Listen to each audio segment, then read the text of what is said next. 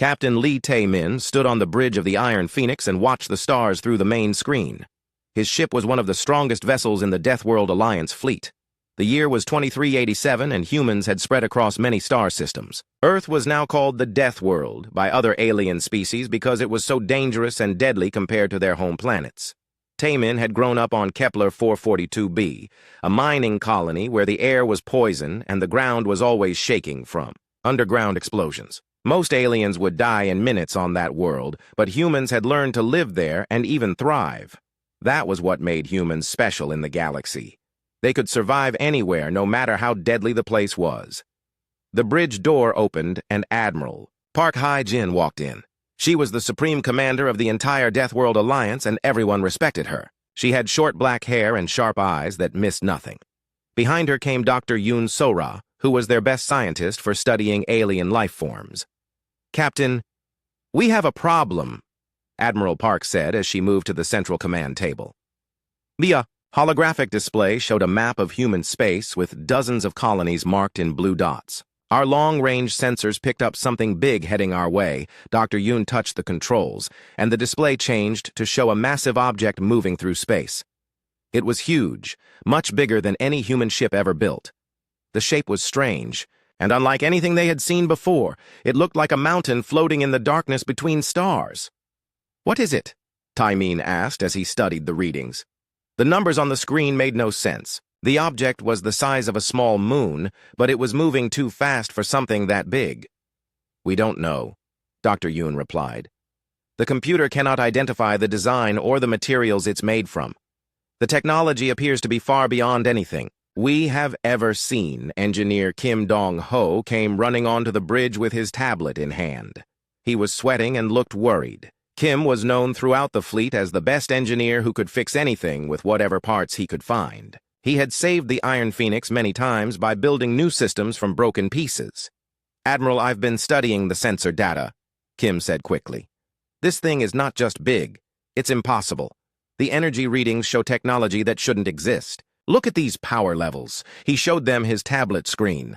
The numbers were so high they seemed like mistakes. No ship could generate that much energy without destroying itself. Yet somehow this massive vessel was doing exactly that. "How long until it reaches our space?" Admiral Park asked. "At current speed, about 6 weeks," Dr. Yoon answered. "It's heading straight for the core human worlds. If it doesn't change course, it will pass right through our most important systems." Tae-min felt a cold feeling in his stomach. 6 weeks was not much time to prepare for something this unknown and powerful. The Deathworld Alliance had fought many battles against pirates and hostile aliens, but they had never faced anything like this. "We need to intercept it," he said. "Send a small fleet to make contact and find out what it wants." "That could be very dangerous," Dr. Yoon warned. "We have no idea if it's friendly or hostile. For all we know, it could be a weapon designed to destroy entire star systems." Admiral Park studied the display for a long moment. She had made many hard decisions in her career, and this was another one. The safety of billions of humans depended on what she chose to do next. "Captain Tae-min, you will take the Iron Phoenix and 2 escort ships to intercept this object," she finally said. "Your mission is to make contact and gather information. Do not engage unless they attack first. We need to know what we're dealing with." "Yes, Admiral," Tae-min replied. He felt both excited and nervous about the mission. This could be the most important first contact in human history, or it could be their last. The next few hours were busy as the crew prepared for departure. The Iron Phoenix was loaded with extra supplies and scientific equipment. Dr. Yoon would come with them to study any alien technology they might find. The escort ships were the destroyer Thunderstrike and the cruiser Starhammer, both veteran vessels with experienced crews. As they prepared to leave, Kim Dong-ho worked on upgrading their sensors and weapons. He knew they might need every advantage they could get. The ship's armor was reinforced and the power systems were optimized for maximum performance. Captain called Communications Officer Han Mi-young from her station. "We're receiving reports from other colonies. Several outer settlements have reported strange dreams and nightmares. People are seeing visions of darkness and destruction." This news made everyone on the bridge uncomfortable. Humans were not usually affected by psychic phenomena, but something was clearly happening. The mysterious object seemed to be having an effect even before it arrived. Could be electromagnetic interference from that ship, Kim suggested. Something that big might be affecting subspace communications and causing hallucinations, Dr. Yoon shook her head. The distance is too great for normal electromagnetic effects. This suggests the object has capabilities we don't understand. Lieutenant Nam Woo-jin entered the bridge carrying flight plans. He was their best pilot and would be leading the fighter squadron that accompanied the Iron Phoenix. His face was serious as he handed the plans to Captain Taemin. "Sir, the fighters are ready for launch," he reported. "But I have to tell you, the pilots are nervous. Word has spread about the size of that thing, and everyone knows this mission is extremely dangerous." "That's understandable," Taemin replied. "But we're the Deathworld Alliance. We faced impossible odds before and survived. That's what we do." The captain looked around at his crew. These were people who had grown up on worlds that would kill most aliens in hours. They had survived. Toxic atmospheres, deadly radiation, extreme temperatures, and countless other hazards. If anyone could handle this mission, it was them. "All stations report ready for departure," announced the ship's computer. "Take us out," Taemin ordered. The Iron Phoenix and its escort ships left the space station and headed toward the edge of human space. Behind them, Admiral Park was already organizing the main fleet for whatever might come next. The Deathworld Alliance had faced many threats before, but something told everyone that this was different. As they traveled through hyperspace toward the unknown object, the crew tried to stay calm and focused. But deep down, they all knew they were heading towards something that could change everything. The mysterious vessel continued its approach toward human space, silent and unstoppable like a force of nature. Dr. Yoon spent her time analyzing the sensor data and trying to understand what they were dealing with. The more she studied the readings, the more concerned she became. This was not just a ship. It was something far more complex and potentially dangerous than anything humanity had ever encountered. Captain Taemin stood in his quarters, looking out at the stars and thinking about the responsibility on his shoulders. In a few days, they would reach the mysterious object and make first contact. Whatever happened next would determine the fate of the entire human race. 3 days later, the Iron Phoenix dropped out of hyperspace near the massive object. Captain Taemin stared at the main screen and felt his breath catch in his throat. The thing was even bigger than the sensors had indicated. It stretched for kilometers in every direction, a dark mountain of metal and strange materials floating in space. "My God," whispered engineer Kim Dong-ho as he studied his readings. "Captain, this thing is the size of a small city. How is it even possible to build something this large?" Dr. Yoon was busy with her instruments, scanning every part of the massive vessel. "I'm detecting very weak life support systems, but no active energy signatures beyond basic power. It appears to be mostly dormant." "Any signs of life?" asked Taemin. "Negative, sir. Whatever is inside that thing, it's either dead or sleeping." The object was shaped like a huge cylinder, with strange bulges and extensions growing from its surface. The hull was dark metal that seemed to absorb light rather than reflect it. There were no obvious windows or weapon ports visible from their current position. "Captain," called Communications Officer Han Mi-young. "I'm trying to establish contact but getting no response. The ship appears to be completely silent on all frequencies." Sergeant Oh Jin-woo entered the bridge wearing his combat armor. He was the leader of the Marine squad and had volunteered to lead any boarding mission that might be necessary. His team was already preparing their equipment in the shuttle bay. "Sir, the Marines are ready if you decide we need to go aboard that thing," he reported. "Though I have to say, none of us are excited about the idea." Taemin studied the massive vessel through the main screen. Something about it looked familiar, but he could not figure out what. The design was definitely not alien, but it was unlike any human ship he had ever seen. "Dr. Yoon, can you determine the age of this vessel?" he asked. She worked at her console for several minutes before answering. "Based on the metal composition and construction techniques, I would estimate this ship is at least 800 years old, possibly older." 800 years, Kim repeated in shock. That would put its construction back during Earth's early space exploration period, long before we had the technology to build anything this large. Lieutenant Nam Woo-jin had been studying the tactical display, and now he spoke up. "Captain, there's something else strange about this ship. It's on a direct course for human space, but it's not using any form of propulsion I can identify. It's just drifting at incredible speed." Could it be a generation ship? Dr. Yoon suggested. A vessel designed to carry people on very long journeys between stars? Taemin considered this possibility.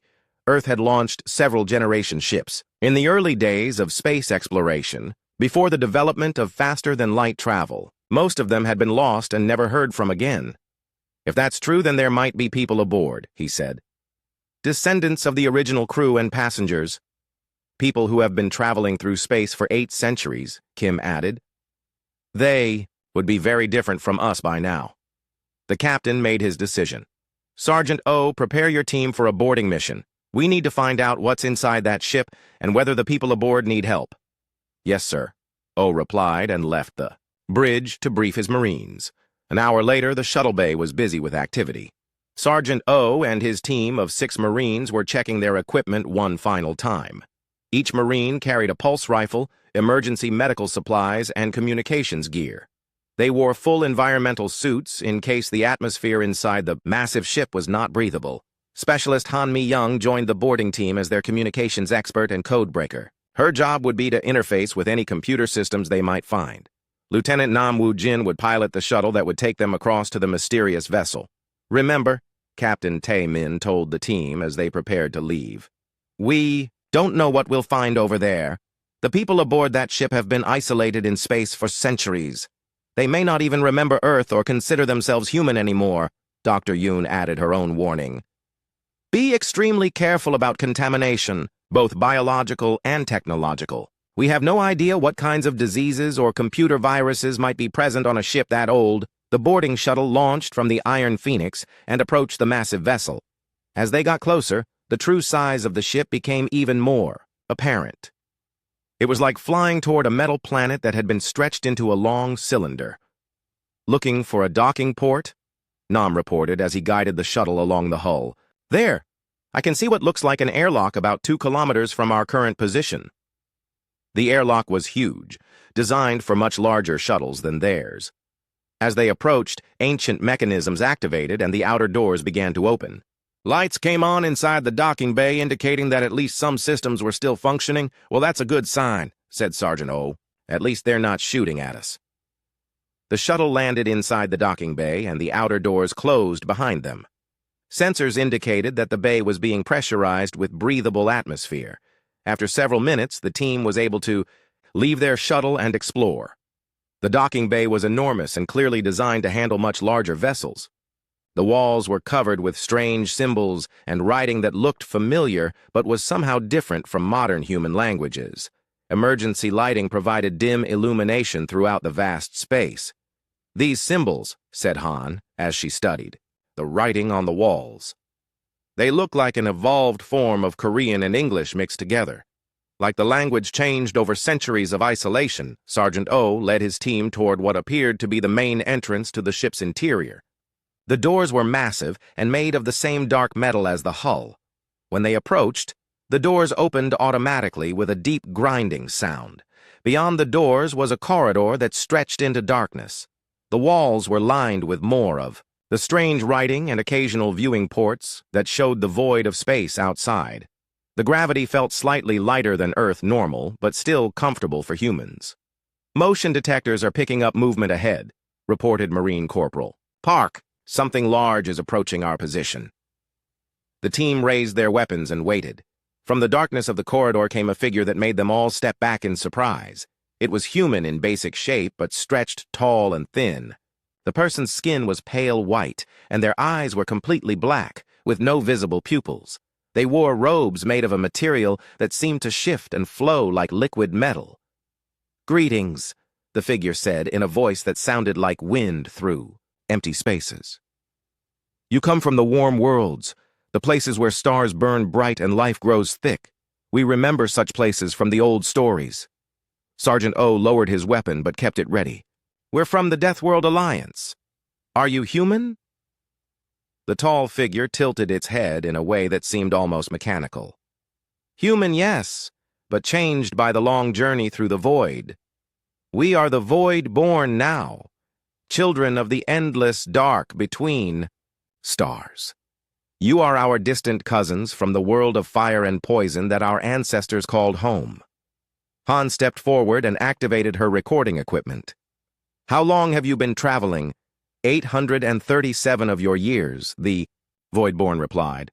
"We have sailed through the empty spaces, learning the secrets of the dark, growing strong in ways the Earth children cannot understand." Dr. Yoon would want to hear this immediately. The team had found the descendants of one of Earth's lost generation, ships, but they had evolved into something almost unrecognizable. The question now was whether these Voidborn were friends or enemies. "We need to speak with your leaders," O said carefully. "Our people need to know why your ship is approaching human space." The Voidborn figure made a sound that might have been laughter. "Leaders, yes. But first you must understand. We do not come to your warm world seeking welcome or aid. We flee from something far worse than the darkness between stars, something that devours entire worlds and grows stronger with each meal." This news sent a chill through the boarding team. Whatever had frightened these evolved humans enough to send them running back toward Earth must be incredibly dangerous indeed. Back aboard the Iron Phoenix, Captain Taemin listened to the boarding team's report with growing alarm. The Voidborn had agreed to meet with human representatives, but their message was terrifying. Something was chasing them across the galaxy, something that destroyed entire civilizations.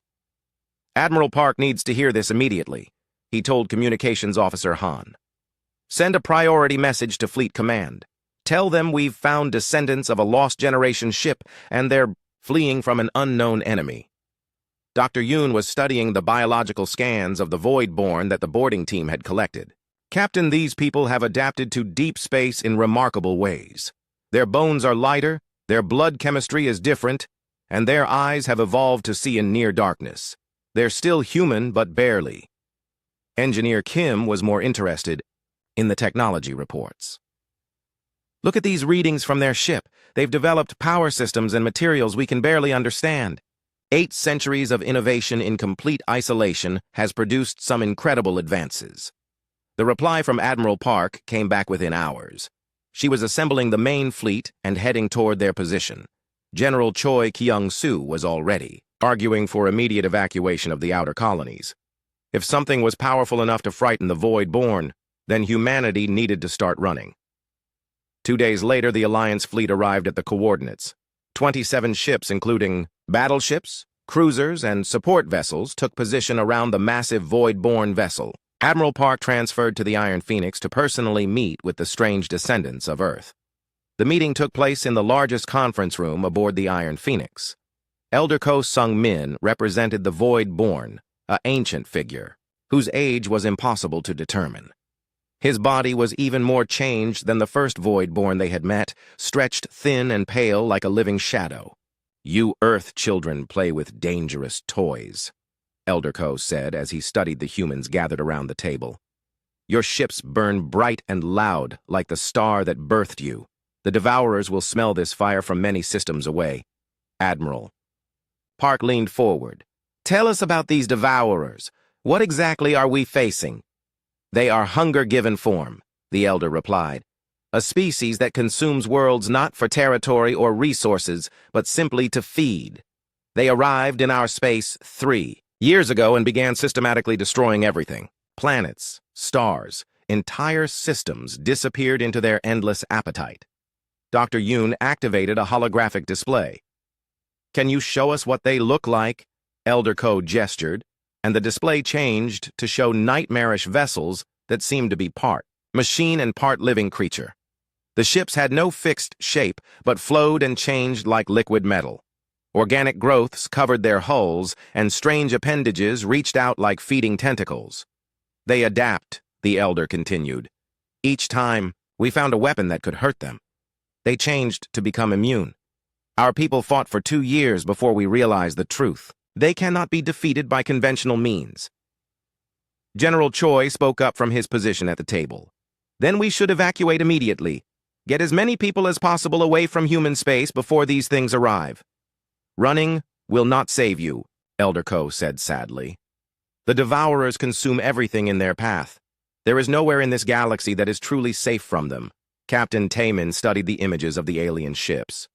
"There has to be a weakness. Every species has limitations. even ones as powerful as these. Perhaps, the elder replied. But finding that weakness cost us everything. Our fleet is destroyed, our worlds are gone, our people exist only in this. One ship, Admiral Park, made her decision. We'll work together.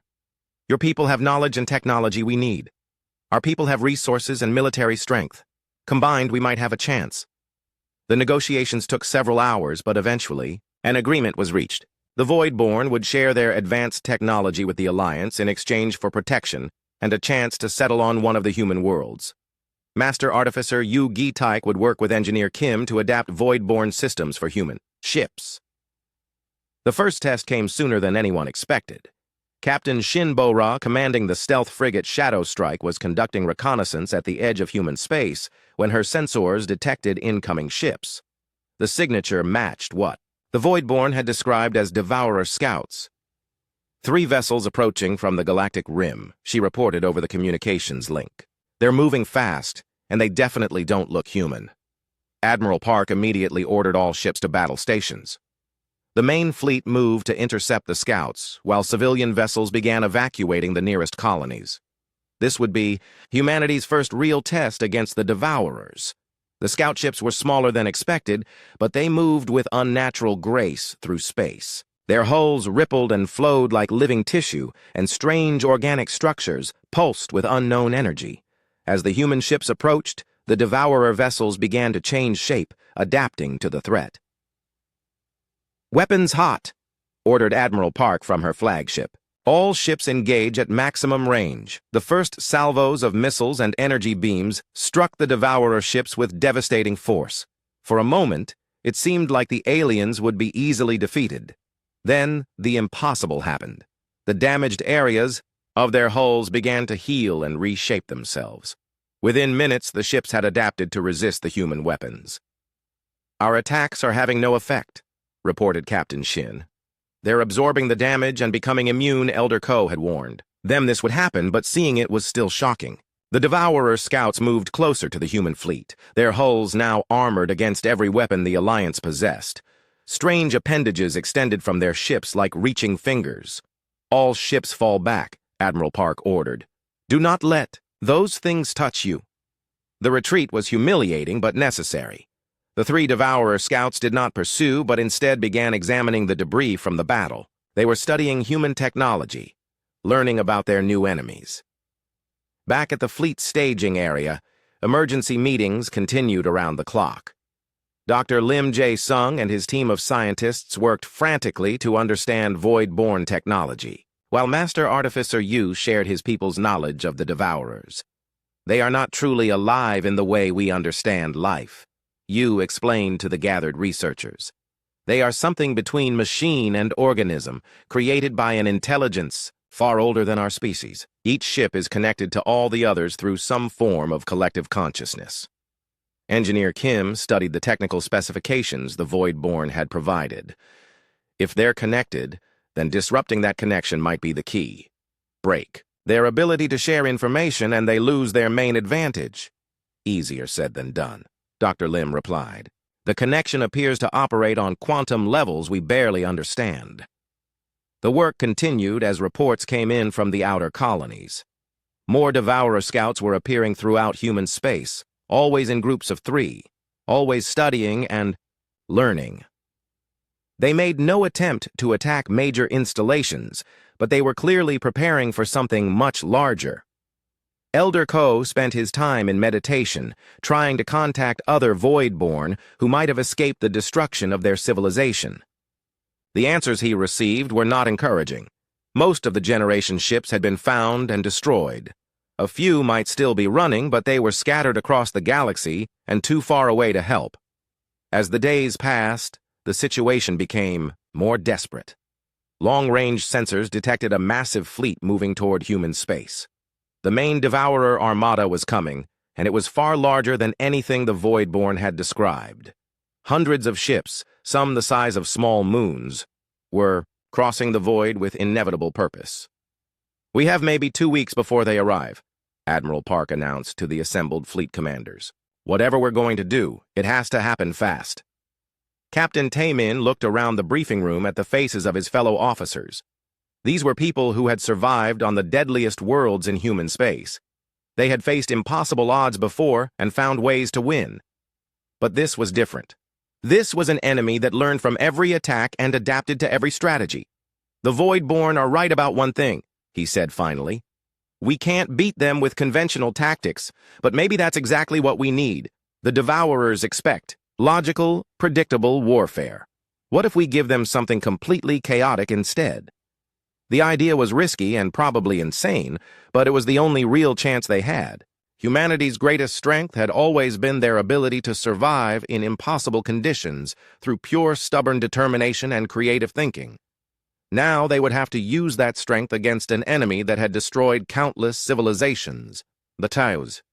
Preparation began immediately as human and void-born engineers worked together to create weapons and strategies unlike anything the galaxy had ever seen. The breakthrough came from an unexpected source. Dr. Yoon was analyzing quantum resonance patterns from the Devourer scouts when her instruments detected something impossible. The alien ships were being tracked by observers from outside normal space, entities that existed in the gaps between dimensions. "Captain, you need to see this," she called to Taemin as he toured the science labs. "We're not the only ones watching the Devourers. The display showed energy patterns that defied normal physics. Something was observing the alien fleet from hyperspace, studying their movements with sophisticated scanning technology. The signatures were definitely not human or void-born." "Could this be another species?" Taemin asked as he studied the readings. "Before," Dr. Yoon could answer, space around the Iron Phoenix began to shimmer and twist. Reality seemed to fold in on itself as 3 ships materialized from nowhere. The vessels were beautiful and strange, made of crystalline materials that reflected light in impossible ways. "Unknown ships, this is Captain Taemin of the Iron Phoenix." He broadcast on all frequencies. "Please identify yourselves." The reply came in perfect human language, but with an accent unlike anything ever heard. "Greetings, children of the burning world. I am Queen Kayla 7 of the Shardhai people. We have come to offer alliance against the Great Hunger." Within hours, a meeting was arranged aboard the largest crystalline ship. The aliens who greeted the human delegation were unlike anything in their experience. Queen Kayla 7 stood nearly 3 meters tall with skin that looked like polished gemstone. Her people moved with liquid grace and their technology seemed to be grown rather than built. "We are survivors," the Queen explained as they gathered in her crystal throne room. "The Devourers consumed our home system 5 years ago. Since then, we have fought a running battle across half the galaxy trying to find some way to stop them. With Kayla 7 came representatives of other refugee species. Deep Singer Morth was an aquatic being whose people had mastered weather control and oceanic warfare. Stormwing Vel represented the flying Gale Riders, whose atmospheric combat skills were legendary among the scattered survivors. Each of our peoples tried to fight the Devourers alone. Deep Singer Morth explained in his booming voice that sounded like waves crashing on shore. "All of us failed because we fought the way we had always fought. The Great Hunger learns too quickly from conventional tactics." Stormwing Vel spread her massive wings and screeched her agreement. Her people communicated partly through sound and partly through electromagnetic pulses that translated as emotion rather than words. The frustration and determination were clear even across species barriers. Elder Ko Sung-min listened to the alien survivors with growing interest.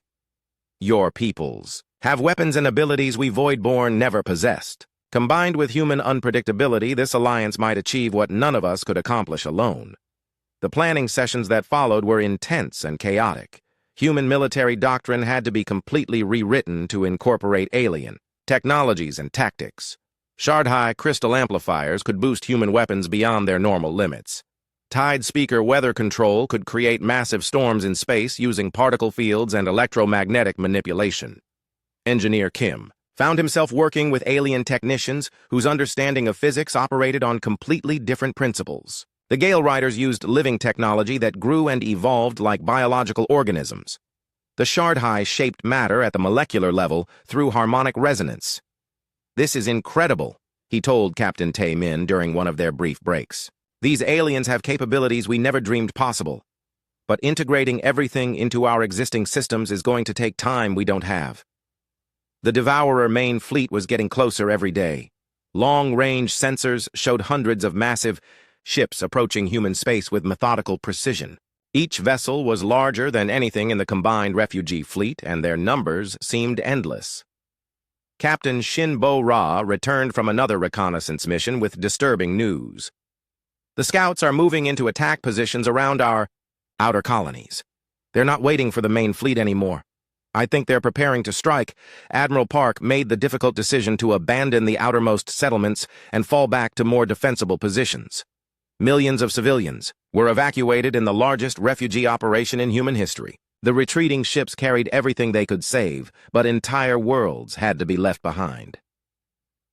The first major battle came at the Kepler system, where humanity had established mining operations on 6 different worlds. 3. Devourer Capital. Ships arrived without warning and began systematically consuming everything in the system. The local defense fleet was destroyed in less than an hour. We can't let them establish a foothold, Admiral Park declared. All available ships moved to intercept. The combined human-alien fleet jumped into the Kepler system to find the Devourers already feeding. The 3 capital ships had attached themselves to the largest mining station and were literally eating it, breaking down the metal and converting it into new ship components. Attack Formation Delta, Admiral Park ordered. Shard-high ships provide energy amplification. Tide speakers prepare electromagnetic storm generation. All human vessels target the connection points. The battle that followed was unlike anything the galaxy had ever seen. Human ships fired weapons boosted by alien crystal technology, while Tide speaker vessels created massive electromagnetic disturbances that interfered with Devourer communications. Gale Rider atmospheric fighters swarmed around the alien ships using hit-and-run tactics that defied prediction.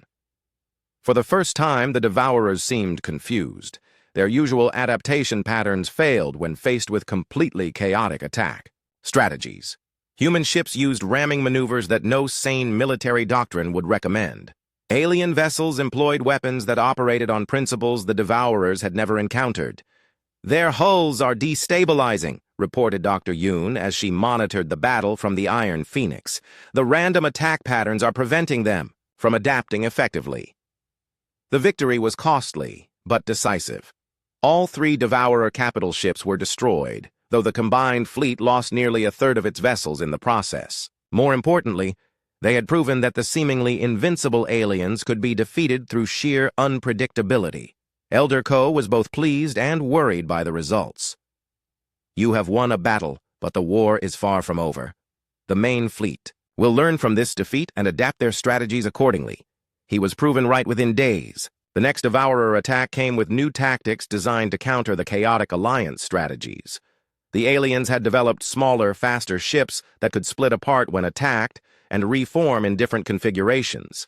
Their hulls now incorporated adaptive armor that shifted constantly to prevent targeting.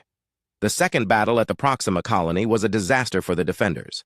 The new Devourer tactics proved devastatingly effective against the Alliance fleet. Captain Moon Haewon's submarine warfare specialists tried to use stealth attacks, but the aliens had developed new sensor systems that could track cloaked vessels. They're learning too fast, reported Stormwing Vel after her squadron barely escaped. Destruction. Each time we use a new tactic, they counter it within hours. Deep Singer Morth agreed with a sound like grinding ice. The Great Hunger adapts not just to weapons, but to strategies and psychological patterns. We must find a way to break their learning cycle. Dr. Lim Jae Sung had been studying the quantum connection patterns that linked the Devourer ships. I think I've found something. The collective consciousness that allows them to share information so quickly also creates a vulnerability. If we could overload their network with contradictory data, it might cause system-wide failures.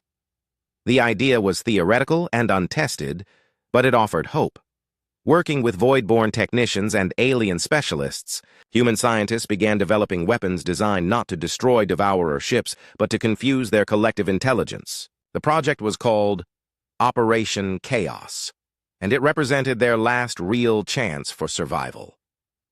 As the main Devourer fleet approached the core human systems, the combined alliance prepared for the final battle. Every available ship was gathered, for the defense of Earth itself. The plan was insane and would probably result in the destruction of both sides, but it was their only option. Captain Tae-min stood on the bridge of the Iron Phoenix and watched the enemy fleet approach through. Long-range sensors, thousands of ships stretching across light years, each one capable of destroying entire worlds. Beside them flew the desperate alliance of humans and aliens, outnumbered 100 to 1, but determined to make their last stand count. All ships. This is Admiral Park, came the broadcast across the fleet. Today we fight not just for our survival, but for the future of all free species in the galaxy. The Devourers think they understand us, but they have never faced anything like the children of the Deathworld working together with allies who share our determination. Show them what chaos really looks like. The final battle was about to begin, and the fate of the galaxy hung in the balance. The Devourer main fleet arrived at the edge of Earth's solar system like a plague of living metal. Thousands of ships in formations that defied human understanding stretched across space in an endless tide of destruction. Each vessel pulsed with organic energy and shifted shape as they moved, adapting constantly to whatever they might encounter. Admiral Park stood on the bridge of her flagship and watched the enemy approach. Around Earth, the combined Alliance fleet took defensive positions, using strategies that had been developed through desperate cooperation between species. Human ships equipped with alien crystal amplifiers hung in space beside shard-high vessels that glowed like captured stars. "Operation Chaos is ready to deploy," reported Dr. Lim from the science station. "All ships have been equipped with quantum disruption transmitters. When we activate them simultaneously, the Devourer network should be flooded with contradictory information." Captain Tae-min checked the status of his own ship from his position aboard the Iron Phoenix. Engineer Kim had worked around the clock to install the new systems, combining human technology with void-born quantum mechanics and alien harmonic resonance. The result was untested and potentially dangerous to their own ships. Remember the plan. Admiral Park broadcast to all vessels. "We're not trying to win through superior firepower.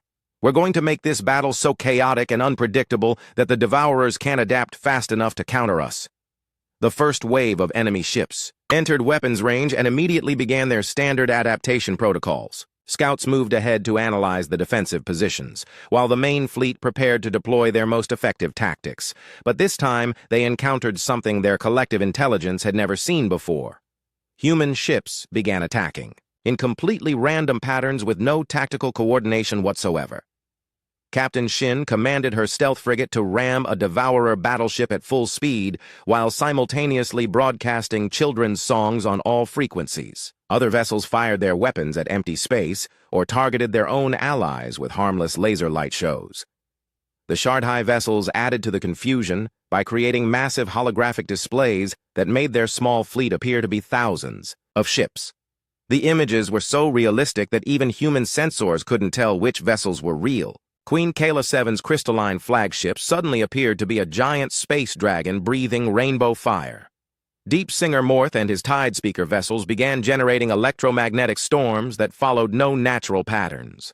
Lightning danced between ships in spirals and waves that violated every law of physics. The storms served no military purpose except to create absolute sensory chaos for the Devourer ships trying to analyze the battlefield.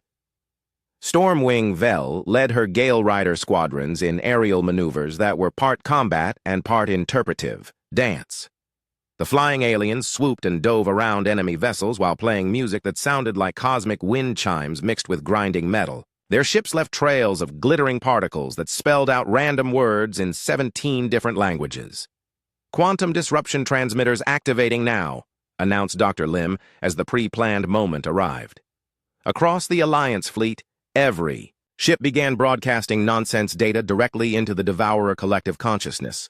Mathematical equations that led to impossible conclusions, tactical analyses of battles that had never happened, and sensor readings of weapons that couldn't exist. The effect on the enemy fleet was immediate and catastrophic. Devourer ships began, changing shape rapidly and randomly as their collective intelligence tried to adapt to threats that weren't real. Some vessels sprouted defensive armor against attacks that existed only in the false data streams. Others reconfigured their weapons to counter strategies that made no logical sense. "It's working," shouted Engineer Kim as he monitored the enemy response. Their adaptation protocols are overloading. They can't distinguish between real threats and fake information, but the Alliance paid a price for their success.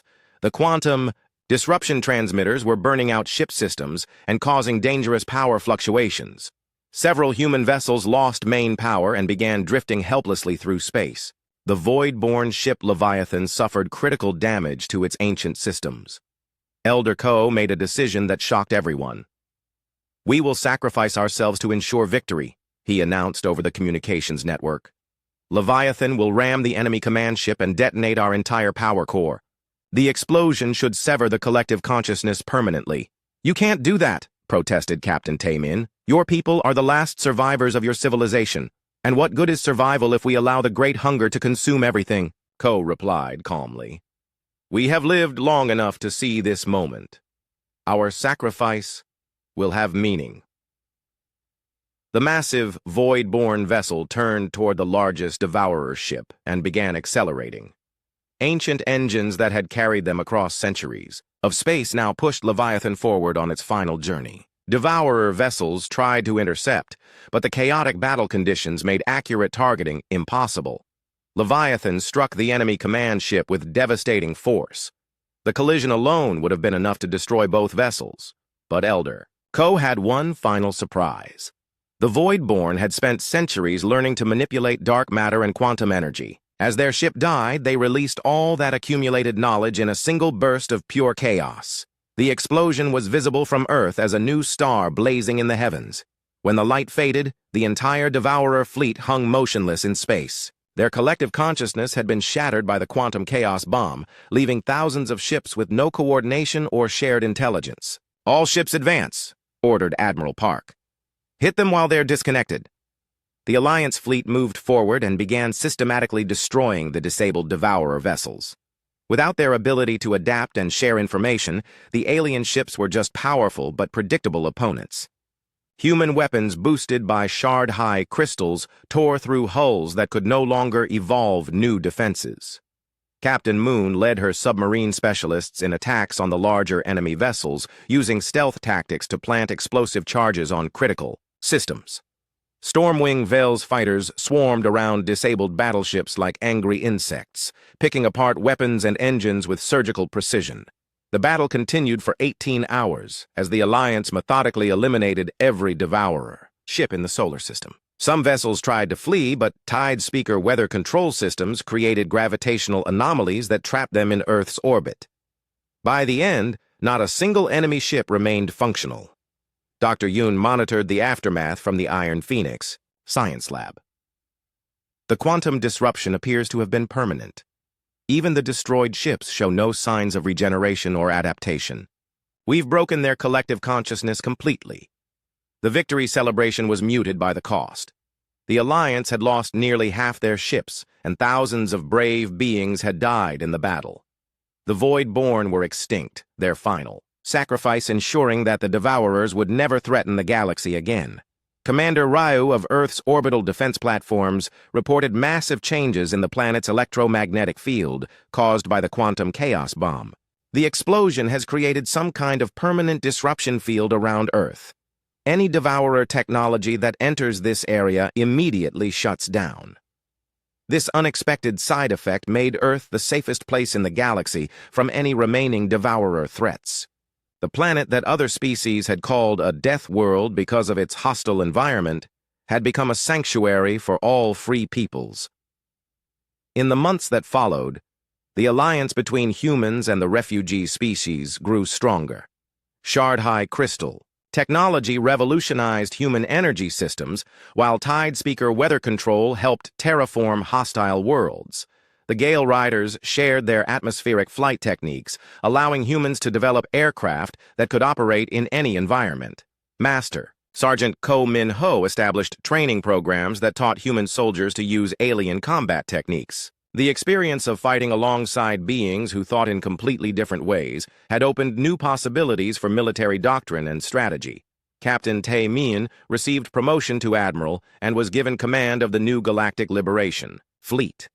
Their mission was to hunt down any remaining Devourer ships and free worlds that were still under alien control. Reports were coming in from across the galaxy of Devourer vessels going dormant as the quantum disruption spread through their network.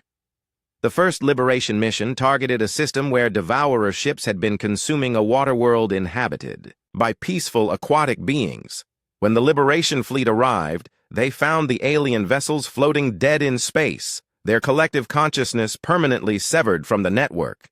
"It's over," Admiral Tamin announced to his crew as they watched the rescued beings emerge from underwater cities to see the sky again. "The Great Hunger has been stopped." Dr. Yoon was already working on new projects, studying Devourer technology to understand how such a destructive species had evolved. Her research suggested that they had once been peaceful explorers who became corrupted by their own collective consciousness, eventually losing all individual identity to an endless hunger for expansion. The galaxy was safe, but changed forever.